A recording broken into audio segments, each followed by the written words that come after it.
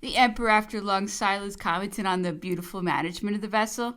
The English are kings upon the sea, he said, and then smiling somewhat sarcastically added, I wonder what they think of our beautiful island. They cannot be much elated by the sight of my gigantic prison walls. His natural prejudice against the island rendered him blind to the many beauties with which it abounded. He beheld all with a jaundiced eye. Thus ever do our views of life take their coloring from our feelings, and the nature of the circumstances in which we are placed. Our eyes see all around in gloom, with hues of their own, fresh, borrowed from the heart. He would frequently rail at the island in no measured language. I always defended it in proportionate terms of praise. Sometimes he laughed at my impertinence, and at others he would pinch my ear and ask me how I could possibly dare to have an opinion on the subject. The emperor had that great charm in social life of being amused and interested in matters of trifling import.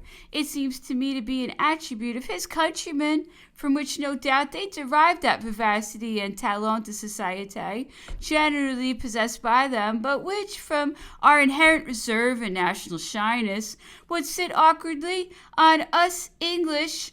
It would be something like the statue of Hercules in the National Gallery stepping from his pedestal and taking Cerrito's place in the Pas de l'Ombre.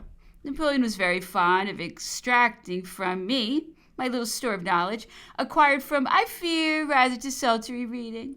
However, being fond of books and having a retentive memory, I could apparently chain his interest for some hours. Now, Mademoiselle Betsy, he would say, I hope you have been good child and learnt all your lesson, which he said purposely to annoy me, as I was anxious to be thought full grown, and like most young ladies of my age, scorned the idea of being called a child, deeming myself fully competent to embark on the troubled sea of life, and to battle with its storms without the rudder of experience. He was much interested in a favorite study of mine, namely the account of the discovery and colonization of St. Helena by the Portuguese, and he would listen attentively while I repeated it, for I had it almost by heart.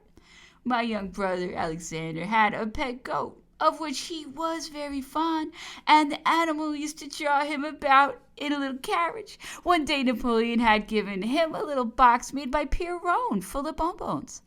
When my brother had eaten all his sugar plums and was grieving over his exhausted store, he unluckily chanced to espy a pill box, which, with other medicines, had been inadvertently placed on a bench in the garden. He carefully put some of its contents into his bonbonniere and gravely walked up to the emperor and presented it. Napoleon, always good-natured to the child, and supposing them to be sugar plums, helped himself to one and began eating it.